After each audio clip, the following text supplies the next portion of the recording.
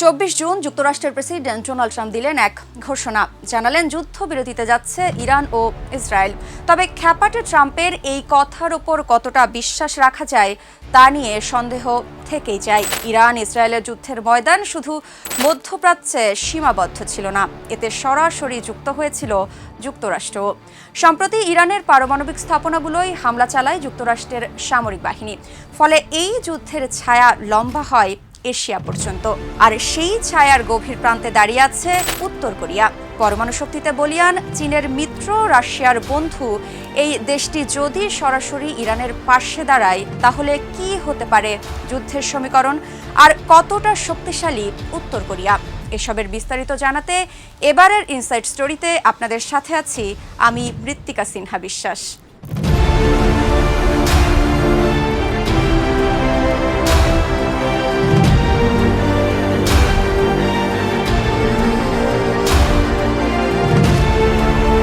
তবে কি ইরানের পক্ষে যুদ্ধে অংশ নেওয়ার প্রস্তুতি সারছে উত্তর কোরিয়া? ইরান ইসরায়েল উত্তেজনার মধ্যে সম্প্রতি রকেট ছুড়েছে উত্তর কোরিয়া। রাজধানী পিয়ংইয়ংয়ের সুনান থেকে উত্তর পশ্চিম দিকে 10টি মাল্টি লঞ্চার মিসাইল ছুড়েছে উত্তর কোরিয়া। এই তথ্য নিশ্চিত করেছে দক্ষিণ কোরিয়ার সেনাবাহিনী। উত্তর কোরিয়া এবার এমন এক সময় এই রকেট ছুড়ল যখন ইসরায়েল ও ইরানের মধ্যে সংঘাত তীব্র আকার ধারণ করেছে। দেশ দুটি একে অপরের বিরুদ্ধে হামলা চালাচ্ছে, আবারও তাতে সরাসরি যুক্ত হয়েছে যুক্তরাষ্ট্র। যুদ্ধের সমীকরণ যদি এভাবেই এগোতে থাকে, তবে তা তৃতীয় বিশ্বযুদ্ধের দিকেও মোড় নিতে পারে।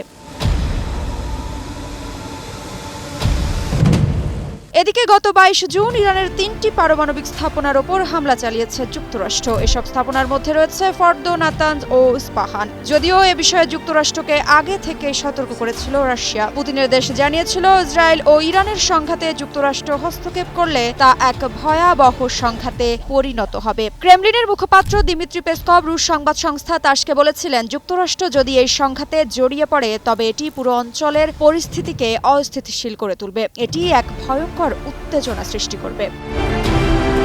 এই মুহূর্তে ইরানের বন্ধু বলে পরিচিত উত্তর কোরিয়া কি বিপদে বন্ধুর পরিচয় দেবে, তা নিয়েও বিশ্বমঞ্চে শুরু হয়েছে তুমুল আলোচনার ঝড়। তবে বিশ্বব্যাপী ঘুরপাক খাচ্ছে এখন একটি প্রশ্ন: উত্তর কোরিয়া কেন এই মুহূর্তে গুরুত্বপূর্ণ হয়ে উঠছে? তার কারণ, যুদ্ধক্ষেত্রে সরাসরি না নামলেও পেছন থেকে অস্ত্র, প্রযুক্তি ও রাজনৈতিক সমর্থন দিতে উত্তর কোরিয়া সিদ্ধহস্ত। বিশেষ করে উত্তর কোরিয়া যদি ইরানের সঙ্গে সামরিক সহযোগিতা বাড়ায়, তাহলে সেটা ইসরায়েল ও যুক্তরাষ্ট্রের জন্য হবে ভয়ঙ্কর বার্তা।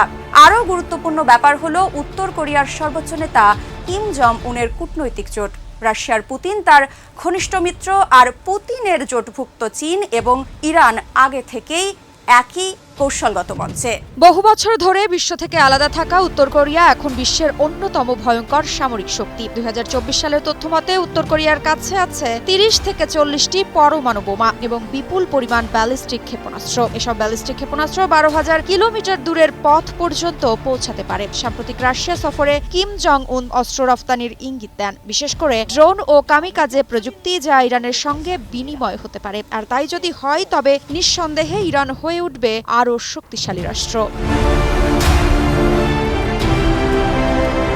উত্তর কোরিয়ার মূল শক্তির নাম পারমাণবিক বোমা। 2006 সাল থেকে শুরু, এরপর একের পর এক নিউক্লিয়ার টেস্ট। আজ তারা দাবি করে তাদের কাছে হাইড্রোজেন বোমাও রয়েছে। শুধু বোমা নয়, তাদের কাছে বিশ্বের অন্যতম বৃহৎ সেনাবাহিনী রয়েছে, প্রায় 13 লাখ সৈন্য, 60 লাখের বেশি রিজার্ভ। সাথে রয়েছে একটি ভয়ঙ্কর সাইবার বাহিনী, ব্যুরো 121। এই সাইবার ইউনিটের অভিযানে কাঁপে বিশ্বের ব্যাংক, নিরাপত্তা নেটওয়ার্ক, এমনকি বড় বড় দেশের সেনা তথ্য ভাণ্ডার। ক্ষণে ক্ষণে বদলে যাচ্ছে মধ্যপ্রাচ্যের রাজনীতির সমীকরণ।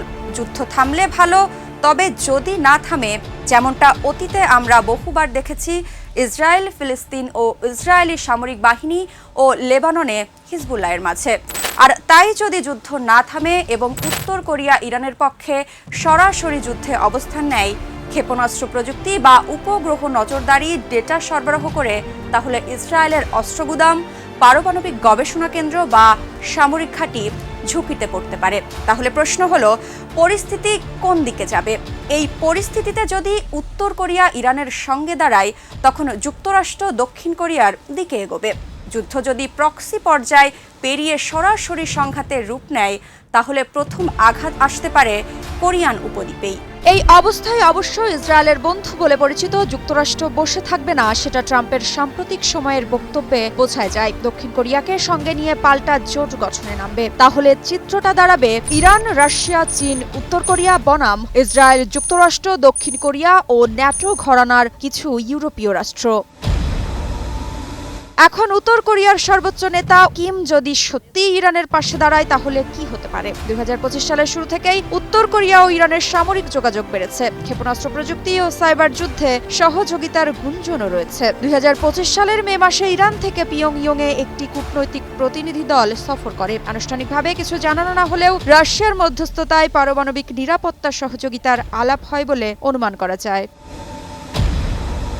মার্কিন গোয়েন্দা রিপোর্ট অনুযায়ী উত্তর কোরিয়া ইতিমধ্যে ইরানকে ড্রোন স্বয়ংক্রিয়করণ সফটওয়্যার সরবরাহ করেছে, অর্থাৎ মধ্যপ্রাচ্যের সংঘাত ছড়িয়ে পড়তে পারে এশিয়া ও ইউরোপেও। বৈশ্বিক জ্বালানি, খাদ্য নিরাপত্তা, পরমাণু চুক্তি সবই ঝুঁকিতে পড়তে পারে। একদিকে যুদ্ধক্ষেত্র, অন্যদিকে কূটনৈতিক দাবার ছক, আর এই খেলার নতুন খেলোয়াড় উত্তর কোরিয়া। ইরানের পারমাণবিক স্থাপনায় যুক্তরাষ্ট্রের বিমান হামলার পর যুদ্ধ মোড় নেয় ভিন্ন পথে, যেখানে জড়িয়ে যায় বিশ্বের সব পরাশক্তিগুলো। এখন প্রশ্ন, যুদ্ধ কি তবে সত্যি শেষ হবে নাকি তৃতীয় বিশ্বযুদ্ধ আসন্ন?